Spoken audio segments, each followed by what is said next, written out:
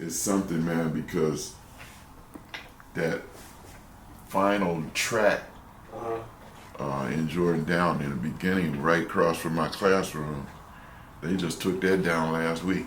And so now most of it's all gone. Is that right? Yeah, man.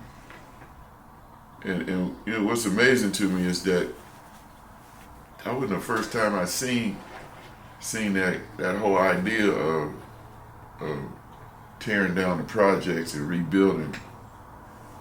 Because where I'm from Youngstown, Ohio, man, that's what they did. I used to live on, I actually grew up on the east side of Youngstown in this project called the Kimmel Brooks. I stayed there until I was about 9 years old, and then I moved out and moved across town to my grandmother's house. And I tell my kids, man, it's funny, because I tell my kids that the way I started playing the piano, man, there was this white guy, you know, in every project, there's like a little community center in the middle of the project. Right. And so in the Kimmel Brooks, they had this little community center, and this white guy came in there, man, and he was giving piano lessons. And I always tell my students and friends, I said, I never got into the music like it was a passion or anything. What happened is I have an older sibling, my sister. I have one sibling, my sister. And she had went down there to the community center, man. She come back to the house with the piano book. Yeah. We young now. We like 7 or 8 years old, whatever. And I was like, where'd you get that from? She says, they teach you piano down in the community center. And it wasn't even a thing like I was really interested. It was just sibling rivalry. Right. I didn't want her to know how to do something I couldn't do. So I asked her, I said, can I come? Can I go down there? And she said, yeah. So we went down there, man, and the guy started teaching us how to read music when we was real little, in the little beginning books and stuff.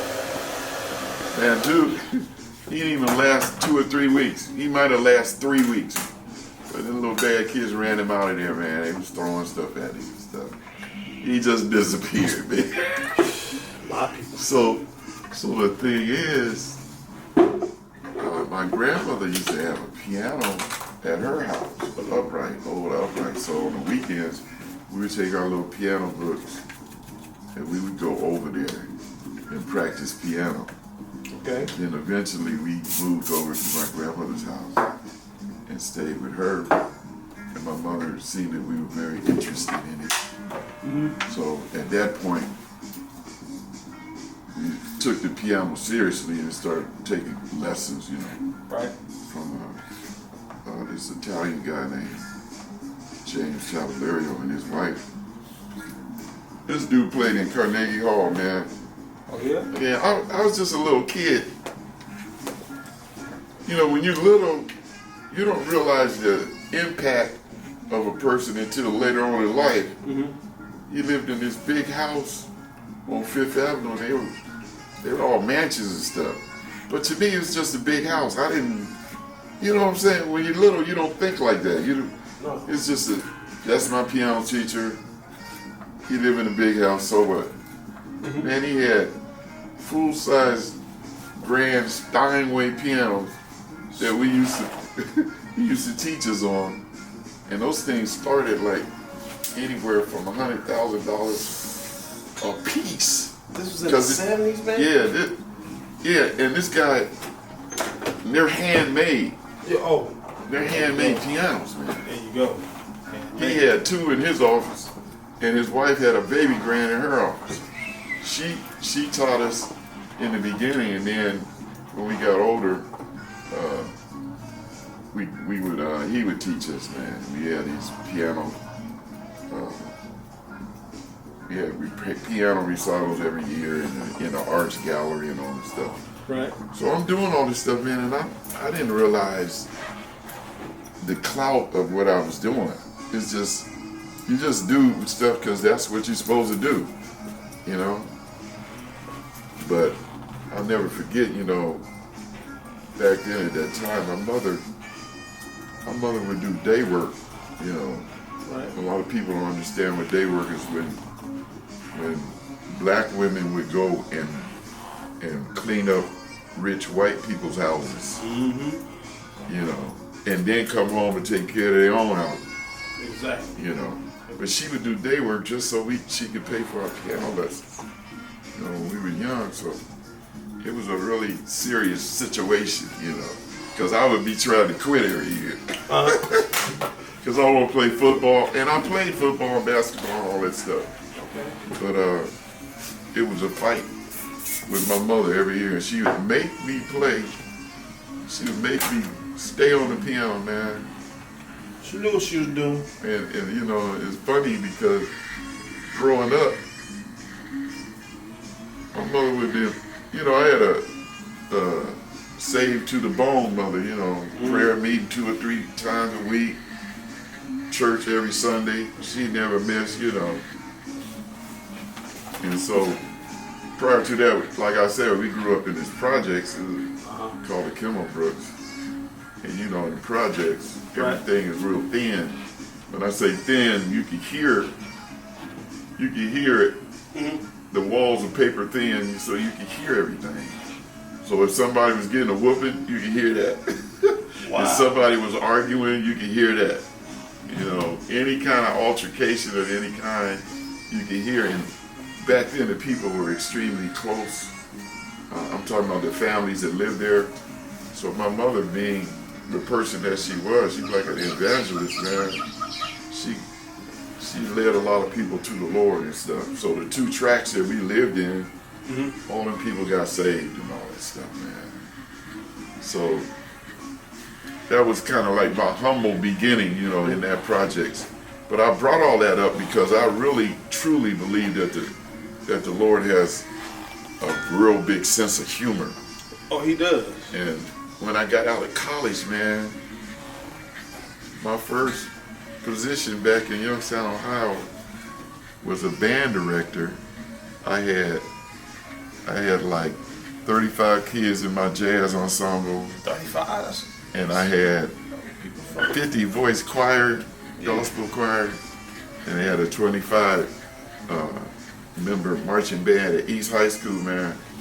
And the reason why it's so, I say God has a humor is because that particular school was on the east side of Youngstown.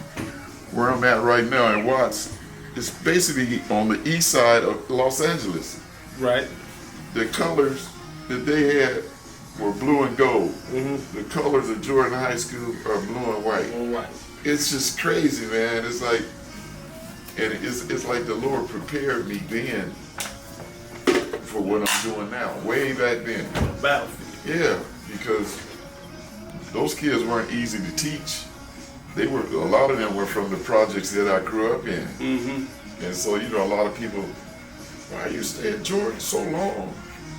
You know, Because you can relate to them. yeah, you know, it's like, it was like I grew up in that situation. I understand how they think, you know. And then that whole thing of them tearing down the projects, you know, and Watts now and rebuilding, it's a beautiful thing. But I seen the pattern in Youngstown, Ohio before I ever got here, man.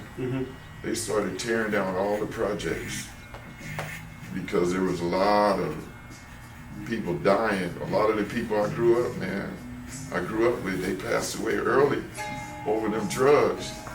Because back when we was in college, back in the late 70s, early 80s, man, that crack and all that stuff hit real hard. Man, I'd be coming home on the weekend. Yeah. And boy, oh boy, they'd be telling me this one died, and the other one got killed, and the other one tried to rob the dope house, and he got shot. And I was like, what? These are all people that I grew up with, that I played basketball with and football with.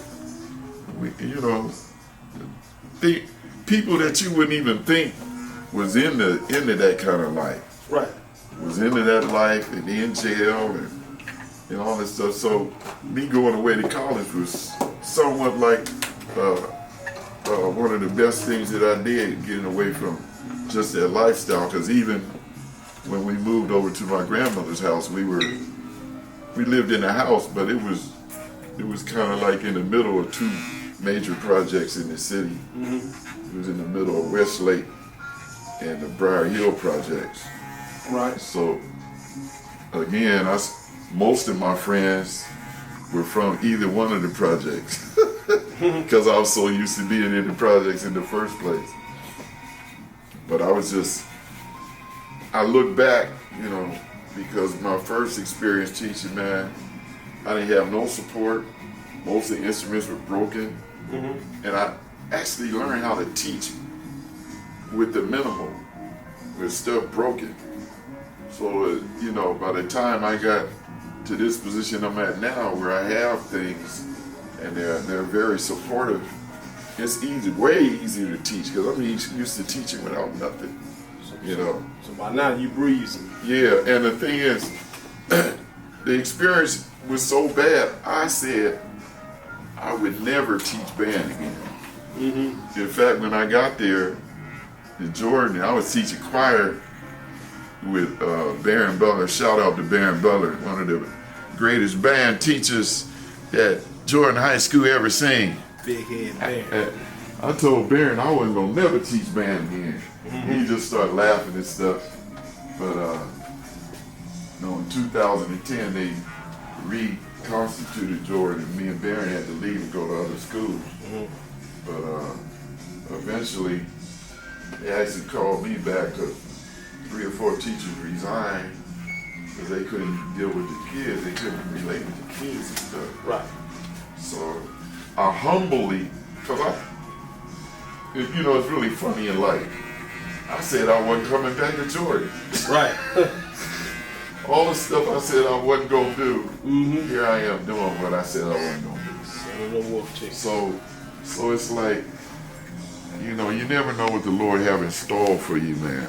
Exactly. But being obedient to what he calls you to do is one of the most effective things. And then he blesses you for being obedient, man. Standing firm. Yeah. He blesses you for being obedient. So that was basically the thing that I wanted to share with you about. God has a great sense of humor. Yes. And he prepares you ahead of time in life, you know. A lot of times people they're wondering, why am I going through this? And you know, the Lord, he'll keep you in the furnace until he can refine you and strengthen you and train you so you'll be ready to do those things that are purposeful and you be a gift to humanity at large. So I'm grateful, man. I'm just thankful and grateful right now for my positions. I'm sure a lot of people are grateful and appreciative of your dedication to what you do. Yeah, man, Kev, man, it's gonna be 40 years this year, man, me being in the district, man. Whoa. It's 30 years at Jordan. Started in 95, 40 years in the district. What they gonna do? Are they grooming somebody right now? Oh, man, I've been trying to, man. They just got to get through school. I'm trying to groom somebody from the hood. Right. To take over. I have a couple assistants and stuff, but they got to get in college and do their college work. College isn't as hard as it used to be because of all the things online that you can do. But with music, man, you got to do the hours in music. There's no way around. You can't dance around that. You cannot. You know. You talk about sheet music, you gotta be able to read the music. You gotta read the music. You got music theory, ear training. You gotta learn all that stuff. Instrumentation, orchestration. Yeah. You know. And music theory is so hard. I've seen people quit school because of music theory. That's how hard it is. But you know, the grace of God, he'll help you through any class. You put it in his hands, he'll help you do it. Exactly. You was born to do what you do. Man, that's something. And your mother had a vision. She had a dream, and she made sure she stayed on you. Man, it's really weird because, I really thought that I was going to be an athlete. My father was a steel worker. He worked in a steel mill, man. Mm-hmm. And I'll never forget, man. He was a professional, and not a professional, but he was an all-state football player back in the day, back in his day. Right. So you my father, yeah. I didn't know that though till later on in life. Mm-hmm. One day he just walked in the house with a guitar. Out of nowhere, I didn't ask him for no guitar or nothing. It's like he knew. It was like he knew I was supposed to be a musician. I was like, wow, where'd this come from? He said, I just picked it up for you. Because apparently, because I was real thin when I was young. So he was like, you're a little too small to be playing football. So he took it upon himself to roll with what my mother was talking about.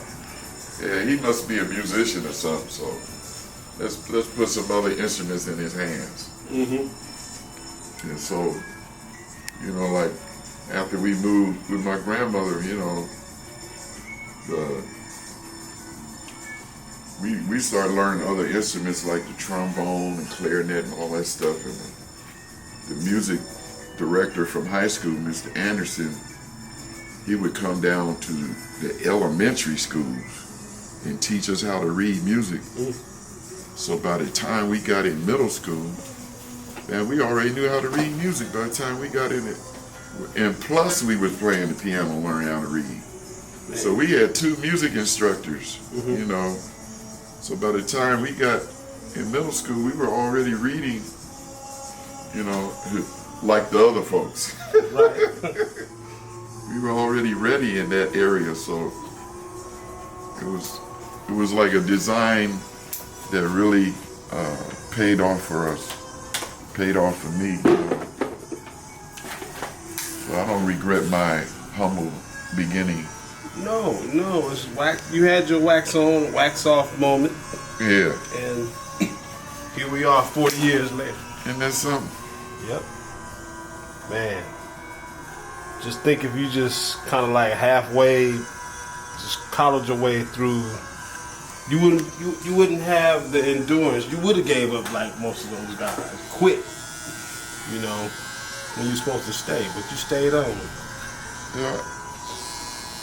And all I can say is God is good, Kev. That's all I can say. All the time. That's all I can say.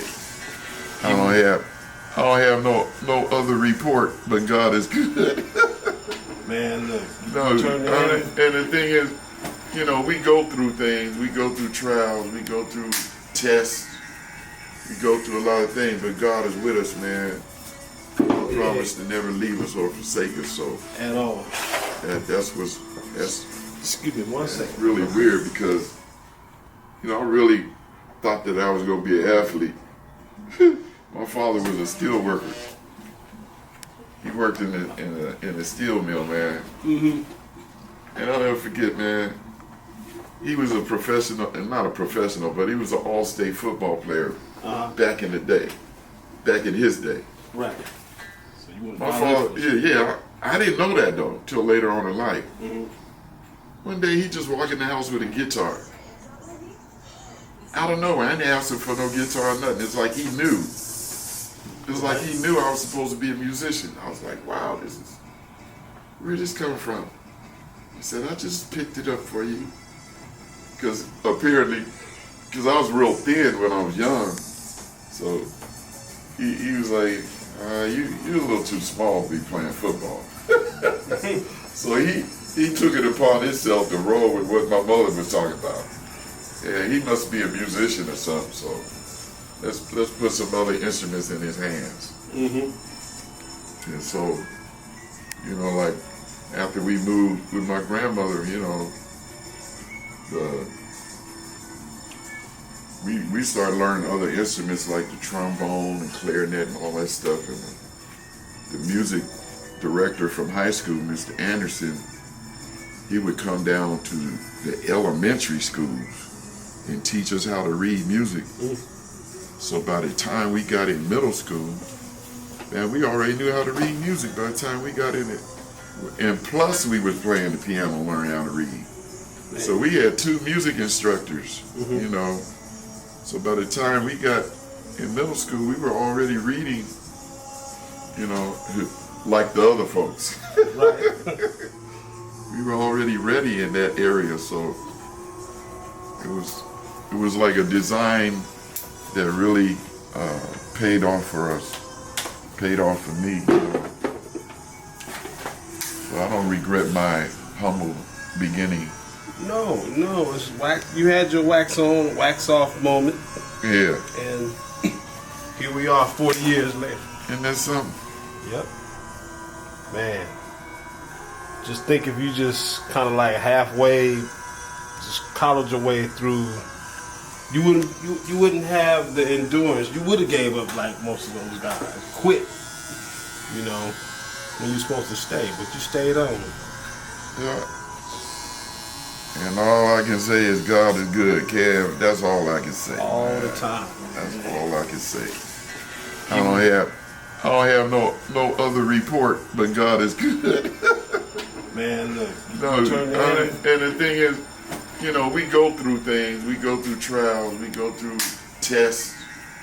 We go through a lot of things, but God is with us, man. He promised to never leave us or forsake us. So at all. That's. Excuse me, 1 second. Okay. Yeah. Thought about the similarities until one day I was sitting down. I was like, dang, they had the same colors even. Same color uniforms and stuff. Same side of town. I said, this is Exactly. But he knew. I didn't know at the time. I was like, I'm going through all of this. And in the back of my mind, I ain't gonna never do this again. Never ever. And here I am. And these kids better be glad you got the strength of God and the gift of His grace, because I'm pretty sure there was some moments in the classroom. Oh, for sure. You want to throw somebody out the window. At first, you know, when I got there, you know, it wasn't just easy going, you know. Oh no. There's always someone who didn't want to do right or whatever. But one of the reasons why I stayed over there is that at that time, back in '95, man, I had lost a student. And he was one of these very inquisitive students. Right. He ditched a lot, but he'd always come to my class. Right. And I overheard him say one day, he said, I just want to find out if this dude for real. Okay. Is this dude for real? He always talking about, because we had a gospel choir there. Okay. He always talking about God and stuff. And they always singing, I want to see if this dude for real. And you know, in about a month or so, he fooled around and got himself caught up out there and got killed, man. In some kind of drug deal or something. And after that, I realized how important it was to continue to stay there, and how important your words were. My words were, you know what I'm saying? Yeah. Because I didn't know if I was going to be speaking to somebody for it might be the last time I get to speak to them. So you don't think that way until something happened, you know? Exactly. So, you know, after that happened, I was like, man, I have to say something that matters every day to somebody. every day, man. Let your words Yeah. be positive. Yeah, so. That's a shame.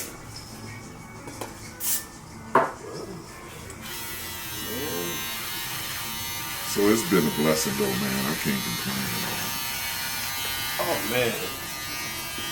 Well, you bless me. You and your boys, you know, been faithful to me, you know. And it's good that I was raised over there a little bit, so I can. Well, you know what I'm talking about, I huh? know exactly what you mean. you know, you get caught up. Everybody knows somebody Yeah. that could get you a few dollars real quick. And, but your situation, as far as like you said you thought you was gonna be an athlete, and so at some point you knew sports wasn't gonna be your ticket out the hood. Yeah, man. Well, what happened was, when I was in the 9th grade, I got water on the knee. It's like your cartilage doesn't connect to your knee. Yeah. And so both my knees were swelled up, and I couldn't play. Mm-hmm. I could barely walk. Wow. Doctor said, you gotta stop doing all this running, all this stuff. And so I couldn't play sports for at least a year. Wow. Yeah, man. So That was a sign. so you got your sign in the 9th grade. And it's weird because after I stopped running around like that, I grew about 2 or 3 inches. Okay. You know. So you needed that height. So when you transferred to Jordan, you couldn't be 5'8" trying to be a piano teacher. Kids needed somebody to look up to. But it's funny, you know, we had just been a part of some of the new developments, and the mayor Karen Bass was down there. Okay. And the band presented with her, and she honored some of the new buildings, and I ran into some of my former students. Okay. So I had a chance to sit down and talk to them, man. And they were so happy, man, that they were in a better place. You know, because it just does something for your self-esteem, man. I mean, when you're living in a new building, you know, your whole outlook on life is better, you know. Oh, it is. You know, so I got a chance to reconnect with them. Yeah, you outlasted a lot of things. Some of their kids are going to the school now. Some of my students' kids are going to the school. Okay. That's great, man. So I'm Grandpa Mac now. And they surprised that their mothers know me. Oh man, that's great, man. I appreciate that. No, I appreciate Hey, you got me looking younger, Kev. Your wife wanted to put a track on you now. Yeah, you got me looking younger now, man. Now you got a curfew now. Hey, you knocked 20 years off, Kev. Oh man. You gotta come straight home haircut. Come straight home. Oh man. We appreciate you, brother, for all you're doing for us. Oh no, it's my pleasure, man. Yep. Well, thank Baron with his big head. Yeah. You the one. You're the one who introduced us to you, man. So. You know he just had a birthday last week. Yeah, I saw that on Facebook, man. Happy birthday, Baron. We don't have that many candles in the store, so we just gonna get numbers. Yeah, he just turned 60. Oh, you just turned 60? Yeah, he getting up there, man. I mean, 60 is the new 30. Yeah. All right, so you take care, man. God bless my brother. God bless you guys too, man. All right, Liz. Appreciate you, Kev. I'll see you soon. Okay.